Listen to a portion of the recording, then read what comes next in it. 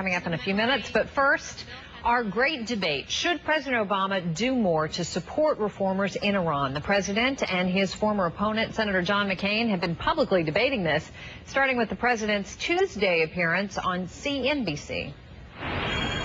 So what I've said is, look, it's up to the Iranian people to make a decision. We are not meddling. The president has refused to speak out in support of these brave Iranian citizens, most of them young, who are risking their very lives.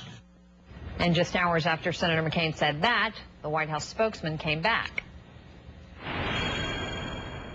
There are people in Iran who would love not to make it about one side in Iran versus another, but to make this about Iran versus the West, Iran versus the United States of America. It worked great for years. The president's not going to do that. Backing the White House in our debate, UC Riverside professor Reza Aslan, his book, How to Win a Cosmic War. Opposed is Alexander Benard, former Defense Department counsel. He's joining us as well. We want your opinion, too. Vote by calling the number on the bottom of your screen there. First, we're going to have opening statements from each, 30 seconds on the clock. Alexander, clearly you think the president should be doing more to support reformers in Iran. Make your case. Right, Campbell. Well, thank you. Campbell, I think that the United States is at its best when it promotes not just its interests, but also its values. And it has now in Iran an opportunity to do just that. The Iranian regime has presided over a rigged election. It has clamped down violently on protesters. And the question now is whether Barack Obama is going to speak out forcefully against these human rights violations and in favor of the protesters, or whether he's just going to sit on the sidelines.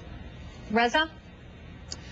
I can't believe that those who are saying that President Obama should have a more robust statement condemning the Iranian regime and reaching out to the protesters actually have the best intentions, to be honest with you, because if you ask the protesters, they're all united in this. They say, leave us alone.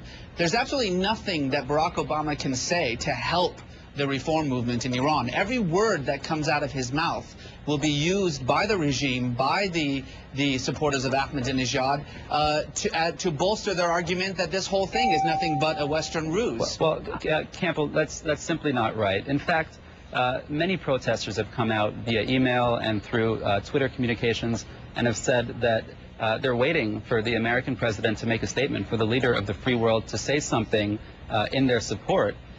Roger Cohen, who is no fan of a hardline policy and is in Tehran right now, had a column in the New York Times in which he said that what's surprising the protesters the most right now is just the silence from the White House. And it's no surprise, really. If you're a protester in Iran, you're fighting against a brutal regime, you want to know that the world is behind you. And it's the President of the United States who speaks on behalf of the world. So, Reza, what would happen if the president just gave stronger words of encouragement to these people? It would be the end of the reform movement altogether. It's as simple as that. And by the way, Roger Cohen said no such thing. What he said was that he was surprised by the brutality of the regime. But the truth is that for 8 years, the Bush administration constantly reached out to these very same people, the democracy activists, the protesters, the young people, and to a person, they all said the same thing. Stop reaching out to us. You're not helping the situation. Campbell, as an Iranian and as an American and as somebody who has studied this country and who has a real stake in what's taking place in Iran, I can tell you that almost the unanimous opinion of the people who are on the streets is that the more the United States stays out of this, the better chance that they have to actually succeed. Well, we can argue about credentials all day. I don't think that serves the viewers. I would simply say that it's surprising for Obama supporters who believe, of course, that the president is very popular, and he, in fact, is more popular than President Bush in the Middle East. It's surprising that they would say a statement by President Obama would not be in the interests of the protesters.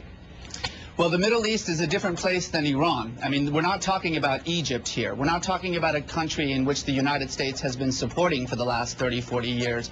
We're talking about a country in which the United States has been nothing but a force for bad, for meddling, from 1953 to 1979 to, in fact, the Iran-Iraq War. Iranians do not forget the role that America has played. Let me stop you guys, because I want to try to cut through some of this and get to another issue, which is the administration administration has made it clear that they are committed to negotiating with Iran over nuclear weapons. And that's part of the reason, Reza, I think you would concede this, that they've been so quiet, is they're afraid of alienating this regime.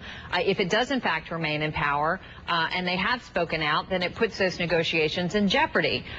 Is that part of what's going on, and how does what's happening now affect that?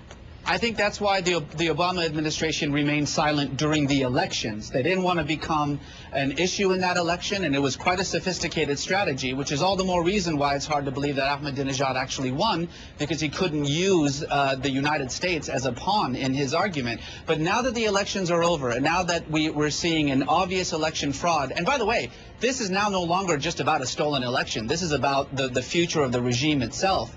The Obama administration is not necessarily thinking about who it's going to talk to next. It's waiting to see what kind of Iran comes out of this. And whatever Iran comes out of this, we can't do anything about. This is something for Iranians to decide. Alexander, do you agree with that? I agree that part of the reason the Obama administration is sitting on the sidelines right now is that it doesn't want to antagonize the regime. I question the value of that.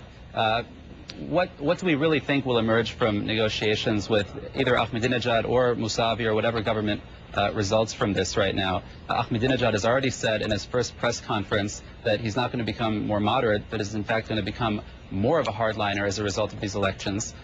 So I think that's really not a good excuse for the president to not speak out about this. Let me ask you both. I try to end all of these debates by finding a little common ground. Is there an area where you both agree, where you think that the president should focus his energy right now, where you can see eye to eye? Reza, you first.